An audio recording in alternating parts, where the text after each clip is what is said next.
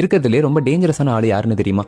பணக்காரங்களோ இல்ல பார்க்க பயங்கரமா இருக்கிறவங்களோ கிடையாது, தன்னைத்தானே ஹீல் பண்ணிக்கிறவங்க. வயலன்ஸ்னாலையும் டேஞ்சரஸ்னாலையும் இவங்களை கண்ட்ரோல் பண்ண மாட்டாங்க. ஏன்னா இவங்களுடைய ஒஸ்ட் பார்ட் ஆஃப் த லைஃப்ல இவங்க ஒரு பெரிய லெசனை கத்திருந்திருப்பாங்க.